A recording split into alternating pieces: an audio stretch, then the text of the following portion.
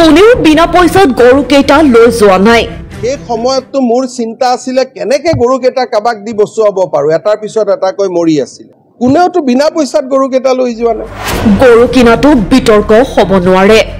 মই নাজানো যে এইবিলাক কথাত কিনাটো বিতৰ্ক হ'ব পাৰে নেকি। আপোনালোকে এটা গৰু নিলামলৈকে গুচি গ'ল।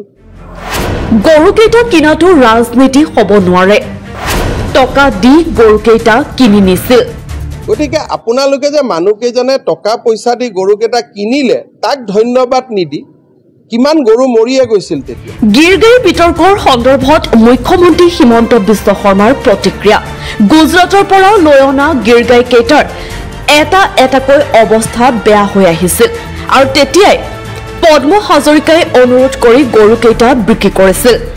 গৰুখুটি প্ৰকল্পৰ কল্যাণৰ বাবে লোৱা ব্যৱস্থা আছিল সেয়া।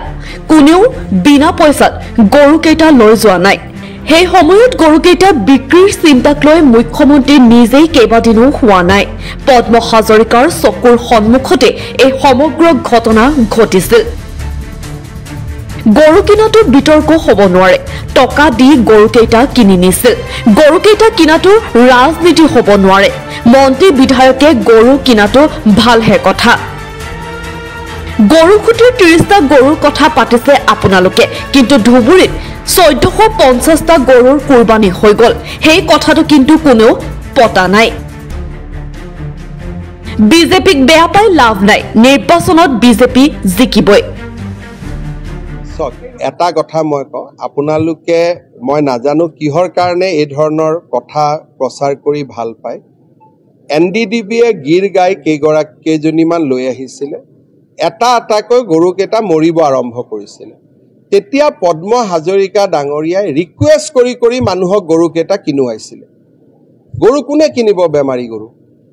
গতিকে আপোনালোকে যে মানুহকেইজনে টকা পইচা দি গৰুকেইটা কিনিলে তাক ধন্যবাদ নিদি কিমান গৰু মৰিয়ে গৈছিল তেতিয়া। মই নাজানো যে এইবিলাক কথাত কিনাটো বিতৰ্ক হ'ব পাৰে নেকি। আপোনালোকে এটা গৰু নিলামলৈকে গুচি গ'ল। তো ইমান দূৰলৈকে যদি চিন্তা কৰে, বিজেপিক বেয়া পায়, কিন্তু ইমান দূৰলৈকে বস্তুটো লৈ যাব নালাগে। সেই সময়তো মোৰ চিন্তা আছিলে কেনেকে গৰুকেইটা কাবাক দি বচুৱাব পাৰো, এটাৰ পিছত এটাকৈ মৰি আছিলে। কোনেওতো বিনা পইচাত গৰুকেইটা লৈ যোৱা নাই। আপোনালোকে এইটোক লৈ এনেকে পকাইছে যেন গোটেই মাটি বাৰী কণ্ট্ৰেক্ট, ইভেন গড়কেইটা মৰোতেও আপোনালোক ইমান চিন্তিত নাছিল। তো বিজেপিক বেয়া পাই ইমান আৰু অপেনলি কিয় কৰিব লাগে। সেই সময়ত গৰুকেইটা বিক্ৰী কৰিবৰ কাৰণে মই 7-10 দিন হোৱা নাই যে কেনেকে গৰুকেইটা পঠাব পাৰি। আৰু এই গোটেই কামটো পদ্ম হাজৰিকাৰ দেখা চকুৰ আগত হৈছিল। পদ্ম হাজৰিকা ডাঙৰীয়াই যেনে তেনে মোক সদায় ফোন কৰে যে মুখ্যমন্ত্ৰী মহোদয় কি কৰোঁ, আজিও এটা গৰু মৰিলে। এতিয়া আপোনালোকে গৰুক নিলাম কৰোৱাই, নিলাম কৰিবৰ কাৰণেতো মানকাছাৰৰ পৰা সদায় গৰু ধৰি থাকো। যদি নিলামত গৰু কিনা মানুহ আছে অসমত, তেতিয়াতো গৰু আমাৰ হাতত হাজাৰ গৰু আছে। ব্যৱস্থাটো সম্পূৰ্ণভাৱে গৰুখুটিৰ প্ৰকল্পই গৰুখুটিৰ কল্যাণৰ বাবে কৰা ব্যৱস্থা।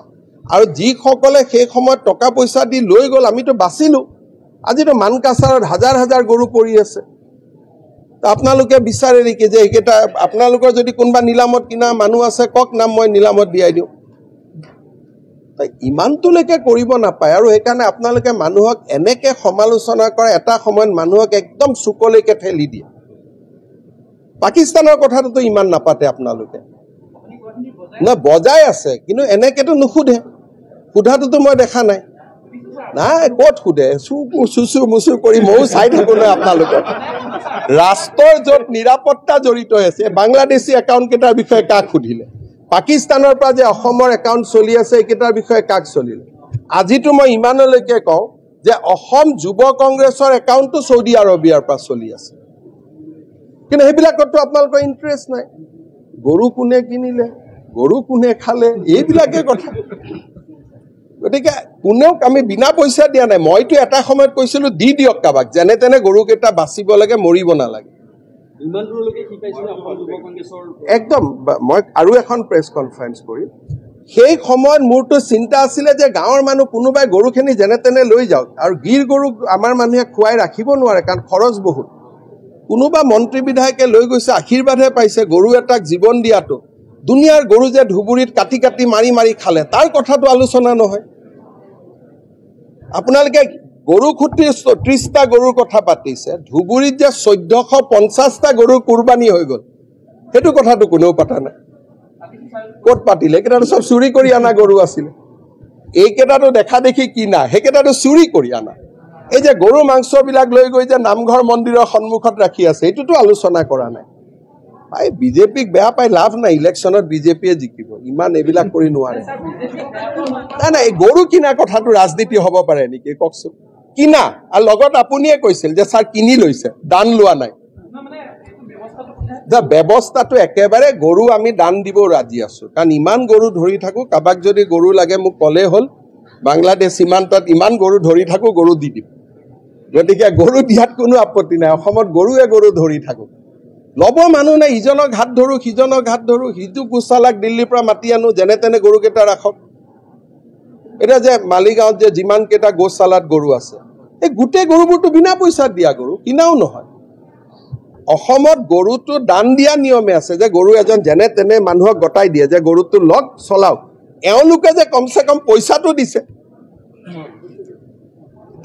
এতিয়া আপুনি চাওক, আমাৰ দদৰাত ইয়াত আছে, যোৰহাটত আমাৰ গৌশালা আছে, তেওঁলোকে মোক ৰিকুৱেষ্ট কৰি থাকে যে ছাৰ আমাক টকা দিয়ক গৰুকেইটা বচাই ৰাখিবৰ কাৰণে।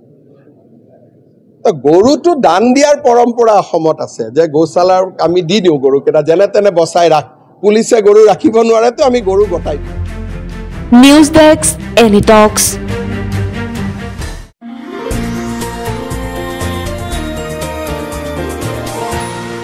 এনি টক্স, সোঁতৰ বিপৰীতে ৰাইজৰ স্বাৰ্থত।